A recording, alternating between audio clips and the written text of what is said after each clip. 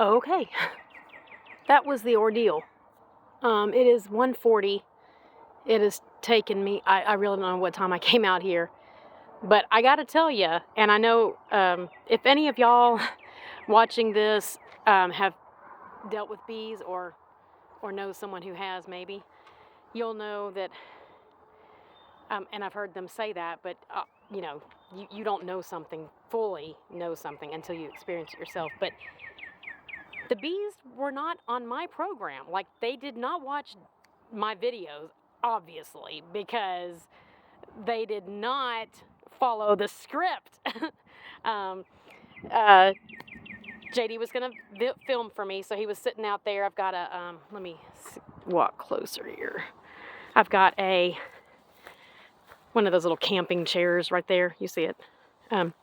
He said, well, how about if I just sit right here? And I was like, yeah, that's fine. He said, they shouldn't sting me here. And I said, I don't know. I wouldn't think so. They wouldn't have a reason to. He said, oh, I'll just sit here. So he began filming, and they didn't sting him, I don't think, but they were flying around him. They wouldn't leave him alone. So I said, well, go ahead and go in. I'll just, it's okay. And so, of course, I just had my veil and my gloves on. I think y'all know where this is going. That was my second mistake. I should have had the whole suit on, like my sister begged me to. But, I mean, I really, like I said, you just don't know something until you experience it yourself. So, I really need to move that. I don't know if I should. It's a little crooked. I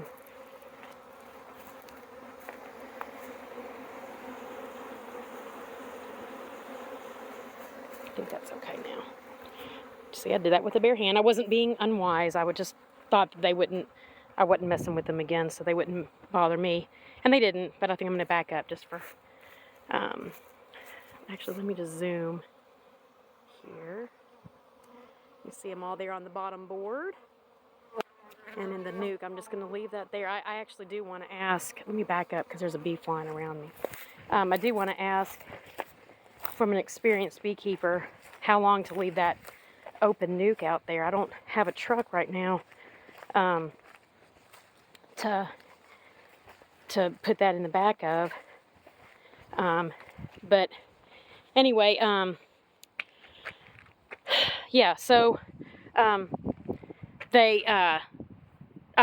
thought, well, I'll just do this. And of course, I had the smoker, and I actually had kind of went over there with the smoker over on Joshua, his face, his hair, and his legs and his arms and stuff.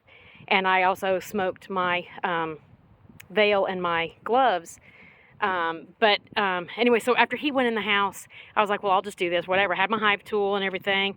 And I picked up one frame, got it moved over. And of course, bees got in I had bees in my bonnet, as the British saying is. But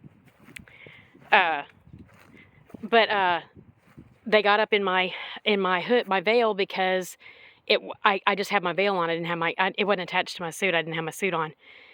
And so they were able to get up in there. Thankfully, they did not sting my eyes or my mouth or my nose. They stung my right jaw.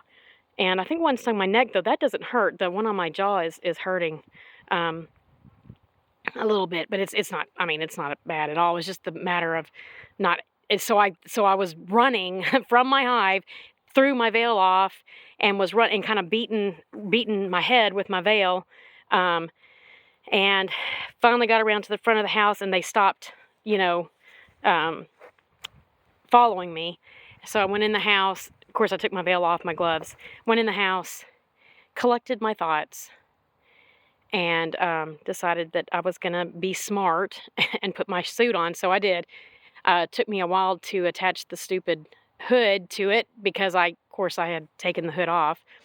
But I finally got that on and all suited up and gloves on, back on. Went out here. I don't know what I've done with my hive tool in my frenzy to get away from the bees. I no doubt dropped it somewhere, but I have gone back over where I where I walked, and I don't see it anywhere, so I may have to, surely I'll find it, but I don't see it anywhere. I'll have to buy another one if I don't, because I need that. However, I did have my little hive brush, which is a very soft bristle brush, which you can just use that to kind of gently, move the bees out of the way. And so I was able to do that, and was able to get the other frames out, and I did remember to put them in my hive in the order in which they were in the nuke box. So they're all in there, and I put so that's a 5-frame nuke. So I put frame on one side, and then I put an empty frame on one side and 2 empty frames on the other side. So there's 8 frames in there, and they're already in the little water source here, but of course I put stuff in there for them to land on, so none are floating. Thankfully, I haven't drowned my bees. They're, I think, happy, I guess. And they're going in. It is just instinct to swat at something flying around. And I haven't swatted at them, except for when they were stinging me, which was my fault, I know. And I was running to get the veil off or hitting my head with the veil. I was trying to get them away from me. And of course, no telling how many bees died to make me catch my senses about wearing the suit. Wish I would have listened to you, Sherry. But now I know. I've got to find my hive tool. But that's it. And so I did put the sugar in there. I put the queen excluder on top. Put the empty honey super box on top of the queen excluder and my cover and everything, and I put a little dish of sugar, not sugar water, because it's going to get cold again tonight. It's forecasted to get to a low of 39, I think, tonight, and so I just didn't want the sugar water to freeze and perhaps freeze on them a little bit, and cause them to die or get hurt or whatever. But I will probably just do a short tomorrow, because I don't imagine I'll have much to report. But thank you for y'all who have encouraged me in this. The rough start was not pleasant, but I wanted to learn, and I did, and I got them. I was able to get them moved over. I wish I had video of it, but I sure didn't want Joshua to get stung. JD to get stung. It is not worth it. I've got my words to tell me now what I did wrong. The main thing was I did not have my suit on, and I didn't have enough fuel, I think, in the smoker either, but I'll know next time. And of course I will open it, like I said, just to check the sugar content tomorrow, and add some more if it looks like they have gone through a good bit, because I want to provide enough. Oh, well, now that there's some pretty purple, I don't know what that is. I know tons of people would know what that is, but I have no idea what that tree is up there with the purple blooms, but maybe that's something that they would like.